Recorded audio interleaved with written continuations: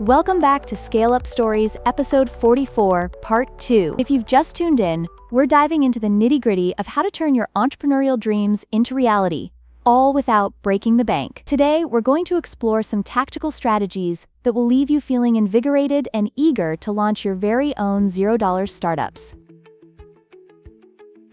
I can't wait. So where do we even begin? It sounds super exciting. Are we really going to get into those tactics today? Absolutely. Let's kick off with Tactic 1, building in public. This means sharing your product's journey on social media. It's not just about visibility. It also creates accountability, keeping you committed to your goals. That's really interesting. But do you think it's easier if you already have a following? Like, what if someone is starting from ground zero? Great question. You don't necessarily need an established brand. Even the smallest steps can attract followers. Moving on to Tactic 2, launching a newsletter. Sharing your expertise and journey through a newsletter creates a valued connection with an audience over time. Ugh, the newsletter thing is everywhere right now. I mean, Substack is a huge deal. Is there a sweet spot for how often you should send them out? Definitely, consistency is critical. Whether you choose weekly, bi-weekly, or even monthly, find a rhythm that feels right for you. Right. I'm definitely taking notes on this. Okay, so what comes next? What's Tactic 3? Tactic 3. Offer your services before launching a product. It's an effective way to validate demand while generating some early revenue. Oh, that's like how a restaurant chef hosts cooking classes to test out their recipes before opening up for dinner, right?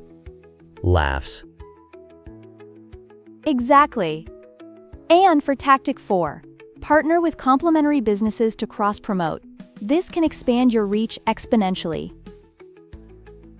Ooh, I can definitely see how that could work. Could you give an example of this partnership? Absolutely. For instance, a fitness trainer teaming up with a nutritionist can create immense value for both parties while seamlessly sharing their audiences. I'd totally sign up for that. Laughs. What's next on this tactical journey? Tactic 5. Use community platforms to share insights and organically mention your product. Tactic 6. Create free content that demonstrates your expertise. So, like free workshops or webinars? Those are so popular right now. Exactly. And then for Tactic 7, leverage referrals by simplifying the process for customers to refer others. Oh, I love a good referral program. Hooray! My friend started giving out discounts for referrals, and it just exploded his business. That's amazing. Word of mouth is indeed a robust engine for growth. Moving on to Tactic 8, utilize no-code tools to build quickly and affordably. I keep hearing people talk about tools like Webflow and Airtable. Is there a specific one you'd recommend for someone just starting out? For sure. Bubble or Card are fantastic options for creating minimum viable products, or MVPs, without requiring coding skills. All right, that's super helpful. What's Tactic 9 then? Focus on selling to one customer segment repeatedly before you scale. This helps establish a solid base for further growth. That makes total sense. It's like perfecting your favorite dish before adding a whole menu, right? Exactly. Now, for Tactic 10, bootstrap with pre-sales to validate your product idea. I love the idea of testing the waters before diving in. So, when is the right time to bring someone onto your team? When customer demand exceeds what you can handle alone, you might consider revenue sharing, offering equity, or hiring part-time help. Oh man, I made the mistake of waiting too long to hire when I was starting out. It hit me hard. So, timing is everything, huh? Absolutely. Tactic 11 is to trade equity for services when you can't afford to hire. Wow, that's a huge tip. And what's the 12th tactic? Tactic 12. Solve a problem for yourself before selling the solution. This approach keeps your product relevant and in tune with your target audience. That's a game changer. So, how do you actually acquire your first 10 customers then? Start by reaching out to your network for feedback and referrals. Document initial customers, results into case studies, and showcase them on social media. Like turning every little win into social proof. I love that. When should you consider hiring your first employee? Hire when demand outweighs your capabilities. Consider revenue sharing or part-time help if necessary.